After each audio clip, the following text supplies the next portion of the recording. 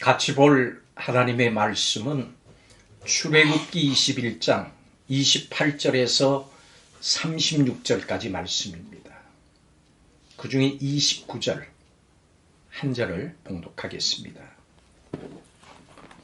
소가 본래 받는 버릇이 있고 그 임자는 그로 말미암아 경고를 받았으되 단속하지 아니하여 남녀를 막론하고 받아 죽이면 그 소는 돌로 쳐 죽일 것이고 임자도 죽일 것이며. 아멘. 본문은 짐승과 관련한 손해배상 규정을 말씀하고 있습니다. 사람을 받아 죽인 소는 죽입니다.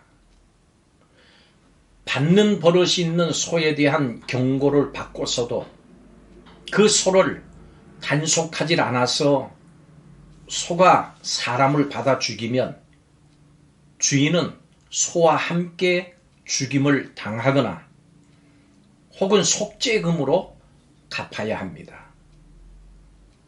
구덩이에 소가 빠지면 구덩이 주인이 보상을 하고 이 소가 저 소를 받아 죽이면 이 소를 판 값과 죽은 소를 반반으로 나눕니다.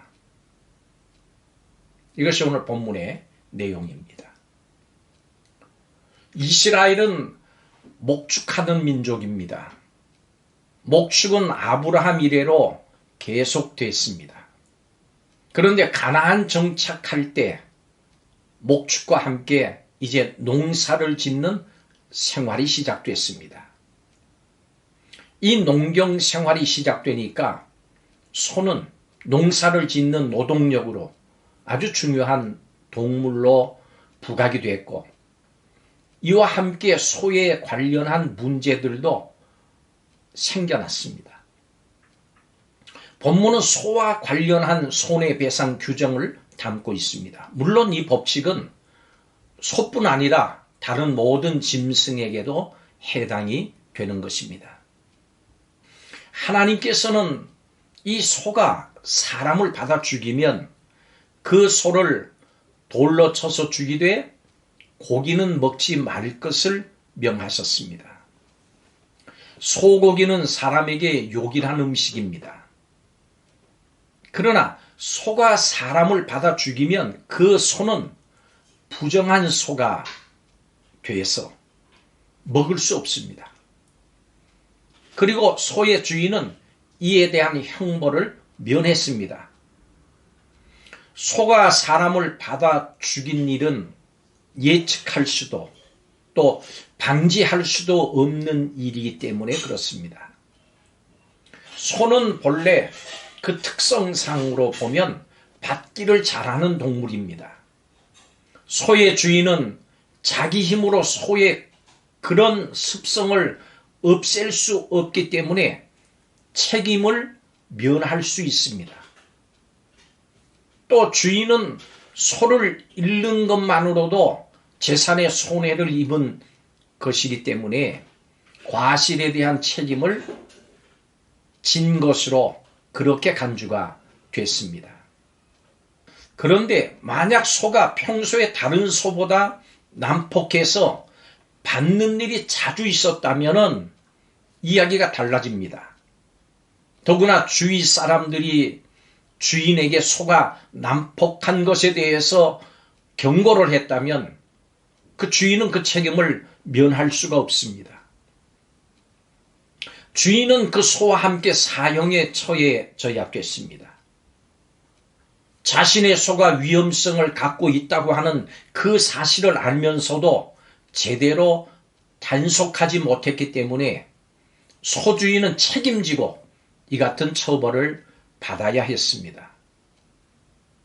소주인이 사람들의 경고를 듣고도 소를 죽이거나 잘 관리하지 않고 계속 부린 것은 자신의 욕심을 채우기 위한 것이기도 합니다. 결국 그 사람은 소를 사람보다 더 소중하게 여긴 죄를 범한 것입니다. 하나님의 배상 원리는 아주 정교합니다. 사람이 구덩이를 열어두거나 구덩이를 파고 덮지 않아서 소나 나귀가 빠져 죽게 되면 구덩이 주인은 짐승의 주인에게 보상해야 했습니다. 이때 보상금은 금전으로 했고 죽은 짐승은 구덩이를 열어놓은 자에게 줘야 됐습니다. 짐승을 잃은 사람은 받은 돈으로 다른 짐승을 살 수 있었을 것입니다. 하나님께서는 처벌로 인해서 한편이 지나치게 손해 입는 것을 원하지 않으셨습니다. 또 소가 소를 받아 죽일 경우에 산 소와 죽은 소를 모두 절반씩 나눠야 합니다.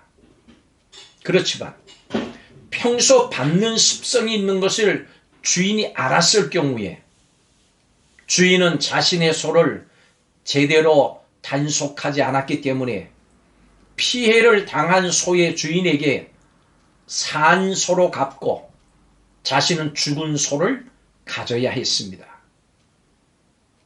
여기서 우리는 하나님께서 다양한 경우를 전제하시고 그 상황에 따라서 조금씩 다른 보상 규례를 제정해 주셨다고 하는 것을 압니다.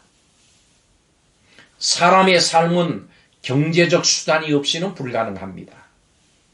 때로 사회생활에서는 상대방에게 경제적인 피해를 입히는 일들이 발생합니다. 이때 우리는 최대한 우리 이웃에게 피해를 주지 않도록 노력해야 되고 만약에 피해를 입었을 경우에는 성실하게 책임을 감당할 줄 알아야 합니다. 책임을 지는 사회, 그것이 정의로운 사회고 책임을 질 줄 아는 성도가 하나님께서 원하시는 성도인 것입니다. 책임질 줄 아는 사회가 아름다운 사회, 책임질 줄 아는 성도들이 있는 세상이 아름다운 세상이 될 수 있습니다. 이런 세상을 만들기 위해서 우리 온 성도들이 하나님의 말씀을 따라서 노력해야 될 줄로 믿습니다. 기도하겠습니다. 불상사를 미연에 막도록 경고하시고 세밀한 지침을 주신 하나님 감사합니다. 크게 다툼이 일어나지 아니하도록 우리에게 말씀해 주신 하나님 감사합니다. 어떤 것이든 제대로 관리하지 못해서 다른 사람을 위험에 빠뜨리거나 예측 가능한 사고를 방치해서 손해를 입히는 일이 없도록 우리 성도들이 다 주의하게 하여 주옵소서. 함께 사는 공동체 안에 분란이 없이 평화가 유지되도록 책임 소재를 정확하게 분별하고 우리 성도들의 각자의 일에 책임을 깨닫게 하시고 과실에 대해서는 책임을 질 줄 아는 성도들이 되게 하여 주시옵소서. 예수님의 이름으로 기도하옵나이다. 아멘.